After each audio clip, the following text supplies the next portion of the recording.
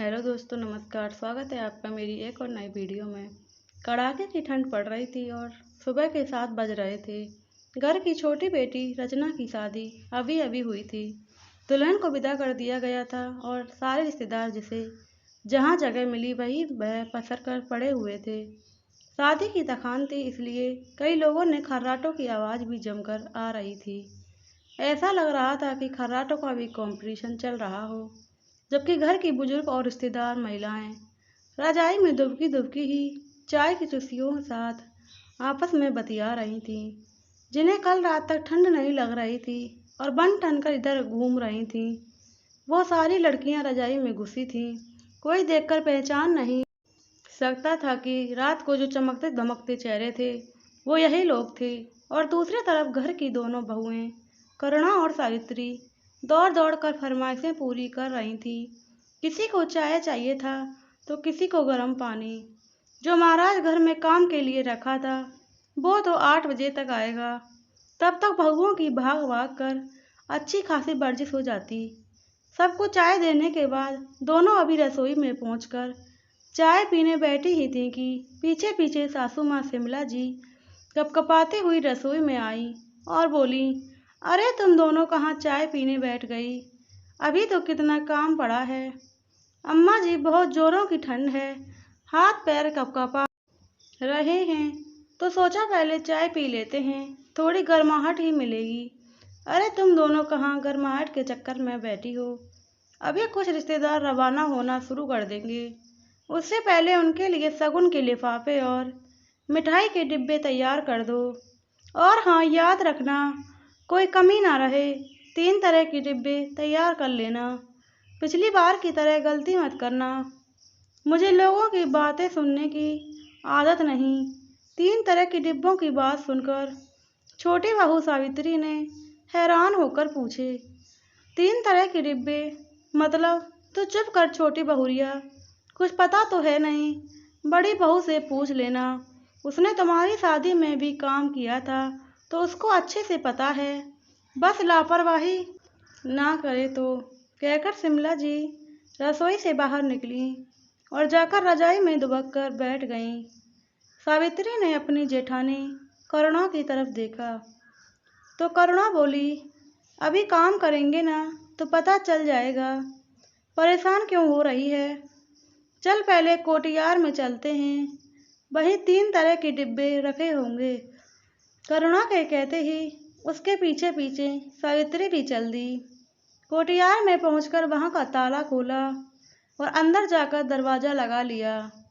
देखा तो वहां एक तरफ 3 तरह की साइज के कुछ मिठाई के खाली डिब्बे रखे हुए थे।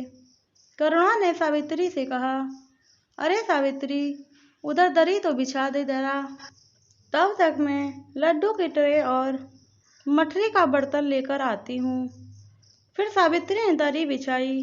तब तक करुणा मठरी और लड्डू के बर्तन लेकर आई। सावित्री बड़े ही उत्साह के साथ करुणा के पास आकर बैठ गई और बोली, जीजी मुझे भी बताओ ये कैसे करना है? अरे बताती हूँ, फिक्र मत कर। पहले 2-3 डिब्बे पैक कर दूँ ताकि तुझे समझ भी आ जाए। सावित्री बड़ी गौर से करुणा को काम करते हुए देखने लगी। देखा तो करुणा ने तीनों साइज के एक एक डिब्बे उठाए। सबसे बड़े डिब्बे में 10 लड्डू और गिनकर 10 मठरी रख दी। उसके छोटे डिब्बे में 5 लड्डू और गिनकर 5 मठरी रख दी। वहीं सबसे छोटे डिब्बे में 2 लड्डू और गिनती की 2 मठरी रख दी। तीनों डिब्बों को तैयार कर देने के बाद करुणा सावित्री से बोली, समझ में आया क्या क्या करना है? हाँ जीजी, यह तो समझ में आया कि क्या करना है, पर अभी तक यह समझ में नहीं आया कि ऐसा क्यों करना है। ये डिब्बे तो हलवाई से कहकर भी तो पैक कराए जा सकते थे। अरे मेरी भोली देवरानी, हलवाई से तो कराए जा सकते, पर थोड़ा सा पैसा बचाने के चक्कर में अम्मा जी कराती नहीं। हाँ, ये बात तो सही है, भला कौन बहू की सहूलियत देखता है। पर एक बात बताओ जीजी, अम्मा जी आपको लापरवाह क्यों कहती हैं, जबकि मैं तो शुरू से देखती आई हूँ आप हर काम बहुत ही तरीके से और समय पर करती हैं। और ये 3 तरह के डिब्बे क्यों? देख, शादी में हर तरह के मेहमान आते हैं, कुछ खास होते हैं और कुछ से सिर्फ व्यवहार निभाना होता है। कुछ हिसाब से ये 3 डिब्बे तैयार किए हैं। जैसे जो घर के खास रिश्तेदार हैं उन्हें यह बड़ा डिब्बा दिया जाएगा, और यार दोस्त हैं उन्हें दूसरा वाला डिब्बा दिया जाएगा, और जो कभी कभार शक्ल दिखाते हैं ऐसे रिश्तेदारों को छोटा डिब्बा दिया जाएगा। ओ, हमारे मायके वालों को। सावित्री ने प्रश्न भरी निगाह से करुणा की तरफ देखा तो करुणा बोली, अभी तूने सुना नहीं अम्मा जी ने क्या कहा? यही कि मैं लापरवाह हूँ, बस यही लापरवाही तो की थी मैंने। हे जीजी, ये क्या बोल रही हो? और कैसे काहे की लापरवाही हो गई तुमसे? सावित्री ने मुंह पर हाथ रखते हुए हैरानी से कहा तो करुणा ने जवाब दिया, पता है तेरी शादी के वक्त अम्मा जी ने मेरे मायके वालों को ये छोटा सा डिब्बा मिठाई का देने के लिए कहा था, पर मैंने नहीं दिया। मुझे तो वो मिठाई का डिब्बा देते ही शर्म सी आई, इसलिए मैंने अपनी मर्जी से एक बड़ा डिब्बा मिठाई का दे दिया। फिर जीजी, अम्मा जी नाराज नहीं हुई? नाराज? मुझसे 3-4 दिन तक बात नहीं की थी। मुझे और मेरे घर वालों को खूब कोसे जा रही थी। पता नहीं ये ससुराल वाले बहू के मायके से आता हुआ सब बहुत अच्छा लगता है, पर मिठाई का डिब्बा तक देने में उन्हें लोगों को बहुत सालता है। उन 3-4 दिनों में अम्मा जी ने बहुत ही जीना दुश्वार किए हुए थी। आखिर जब मैंने माफ़ी मांगी तब जाकर शांत हुई थी। घर में किसी ने अम्मा जी को कुछ नहीं कहा। कौन क्या कहता, अम्मा जी किसी के सामने थोड़ी ना कहती हैं, वो तो पीठ पीछे टोचती रहती हैं।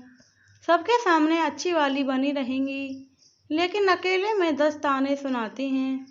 खैर छोड़ो इन सब बातों को, फटाफट मिठाई के डिब्बे पैक कर, नहीं तो अभी अम्मा जी चिल्लाते हुए आएंगी। दोनों बहुओं ने मिलकर सभी मिठाई के डिब्बे तैयार कर दिए। अब धीरे धीरे सभी रिश्तेदारों को विदाई और मिठाई के डिब्बे अम्मा जी खुद अपने हाथों से देकर विदा कर रही थीं। क्योंकि ठंड बहुत ज़्यादा थी तो खुद तो पलंग पर बैठी विदाई दे रही थीं, जबकि विदाई और मिठाई के डिब्बे देने के लिए सावित्री को खड़ा कर रखा था, क्योंकि बड़ी बहू पे से तो विश्वास उठ चुका था। अम्मा जी के मायके वालों के विदा होने के बाद कुछ देर बाद करुणा के मायके से उसके दोनों छोटे भाई और भाभी विदा होने के लिए अम्मा की इजाज़त लेने आए, तो अम्मा जी ने सावित्री को छोटा डिब्बा मिठाई का देने के लिए इशारा किया। लेकिन ये क्या, सावित्री तो उस डिब्बे की जगह एक बड़ा सा थैला उठाकर ले आई। अम्मा जी ने देखा उस थैले में 4 बड़े मिठाई के डिब्बे, दोनों भाई भाभी के विदाई के कपड़े रखे हुए थे।